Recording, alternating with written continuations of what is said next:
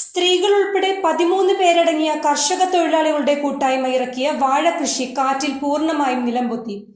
കുന്നുകര പഞ്ചായത്തിലെ കാർഷിക ഗ്രാമമായ ചെറിയ തേക്കാനത്തിറക്കിയ 500ഓളം വാഴകളാണ് കാറ്റിൽ നിലംപൊത്തിയത്. നിലംപൊത്തിക്കിടക്കുന്ന ഈ വാഴകളെത്രയും കർഷക തൊഴിലാളികളായ 13 പേരുടെ സ്വപ്നങ്ങളാണ്. കഴിഞ്ഞ ദിവസമുണ്ടായ ശക്തമായ കാറ്റിലാണ് 500ഓളം വാഴകളുള്ള ഈ തോട്ടമാകെ നിലംപൊത്തിയത്.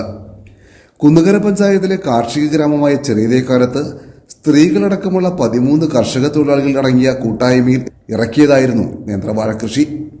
മന്ത്രി പി രാജീവ് മണ്ഡലത്തിൽ നടത്തിവരുന്ന കൃഷിക്കൊപ്പം കളമശ്ശേരി പദ്ധതിയാണ് ഇവരെ കൃഷി ചെയ്യാൻ പ്രേരിപ്പിച്ചത്. പാട്ടത്തിനെടുത്ത ഭൂമിയിൽ 2 ലക്ഷത്തോളം രൂപ ചെലവഴിച്ചും 8 മാസത്തോളം ഇവർ നടത്തിയ അധ്വാനവുമാണ് ഇവിടെ തകർന്നു വീണത്.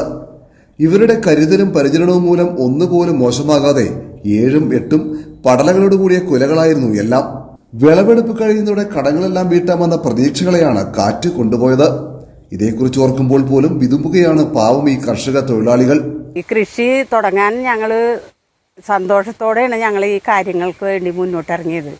പക്ഷേ ഞങ്ങൾ നല്ല രീതിയിൽ ഇത് വളം ചെയ്യുകയും ഞങ്ങൾക്ക് ഒരുപാട് കാശ് ഞങ്ങൾക്ക് ചിലവായിട്ടുണ്ട്. ഒരുപാടെന്ന് പറഞ്ഞാൽ 2 ലക്ഷത്തിൽ മേലെ ഞങ്ങൾക്ക് പൈസ ചിലവായിട്ടുണ്ട്. ഇത് ഇങ്ങനെ ആയിപ്പോകുമെന്ന് ഞങ്ങൾക്കൊരു പ്രതീക്ഷയും ഉണ്ടായിരുന്നില്ല. ഞങ്ങൾ എന്തെന്നാ എനിക്ക് പറയണ്ടേന്ന് പോലും അറിയാൻ പാടില്ല, പറയാൻ സാധിക്കണില്ല. ഈ വാഴ വന്ന് കണ്ടിട്ട് ഞങ്ങൾക്ക് സഹിക്കാൻ പറ്റാത്തൊരവസ്ഥയാണ്. ഞങ്ങളുടെ മക്കൾ തിന്നേണ്ട കാശാണ് ഞങ്ങൾ ഇതിനു വേണ്ടി ചിലവാക്കിയത്. മന്ത്രിയായാലും MLA ആയാലും ഞങ്ങളെ മനസ്സറിഞ്ഞ് സഹായിക്കണമെന്ന് ഞാൻ അഭ്യർത്ഥിക്കുകയാണ്. ഇതിൽ വന്ന് പണിയെടുക്കുകയും കാര്യങ്ങളെടുത്തുകയും ചെയ്തു. പക്ഷെ ഇങ്ങനെ ദൈവം ഞങ്ങളെ ചതിക്കും എന്നുള്ളൊരു പ്രതീക്ഷ ഞങ്ങൾക്ക് ഉണ്ടായിരുന്നില്ല. ഇപ്പോഴും കടങ്ങൾ കൊണ്ട് കടം മേടിച്ച കാശ് തീർന്നപ്പോൾ പോലും ഓരോരുത്തരുടെ അടുത്തൊന്നും പലിശക്കെടുത്തും ഒക്കെയാണ് തുടങ്ങിയത്.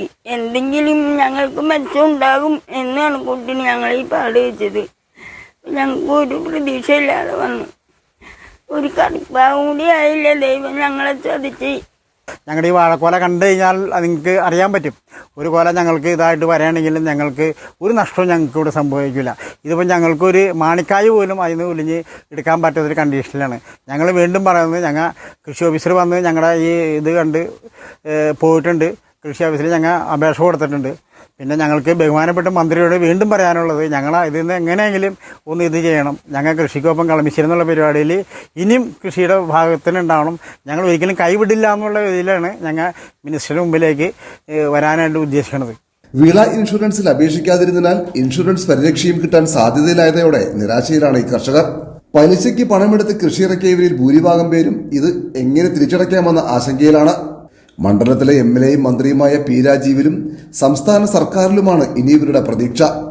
കർഷക സംഘം കുന്നുകര പഞ്ചായത്ത് സെക്രട്ടറി PJ ജോഷി കൃഷിയിടം സന്ദർശിച്ചു. നിയമ വ്യവസായ വകുപ്പ് മന്ത്രിയുമായ പി രാജീവിന്റെ പ്രത്യേക താല്പര്യപൂർവ്വം നടത്തപ്പെടുന്ന കൃഷിക്കൊപ്പം കളമശ്ശേരിയുടെ ഭാഗമായിട്ട് ഉള്ള കൂട്ടായ്മ എന്ന നിലയ്ക്ക് ചെയ്തിട്ടുണ്ടായിരുന്നൊരു തോട്ടമാണത്. ഇവിടുത്തെ ഏതാനും കർഷക തൊഴിലാളികൾ അവർ സംഘം ചേർന്ന് കൃഷിയെ പരിപോഷിപ്പിക്കുക എന്നുള്ള ഉദ്ദേശത്തിൽ നടത്തിയ ഈ സംരംഭം ആദ്യമായിട്ടാണ് ഇത്തവണ ഇറങ്ങിയത്. ഇത് വളരെ നിരാശകരമായ ഒരു അനുഭവമാണ്.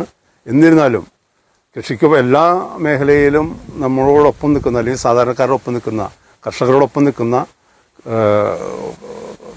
നമ്മുടെ ബഹുമാനപ്പെട്ട MLAയും മിനിസ്റ്ററുമായ രാജീവും അല്ലെങ്കിൽ സർക്കാരിൻ്റെയും സഹായങ്ങൾ തുടർച്ചയിലുണ്ടാകും എന്ന് മാത്രം പ്രതീക്ഷിക്കുകയാണ്. അങ്ങനെ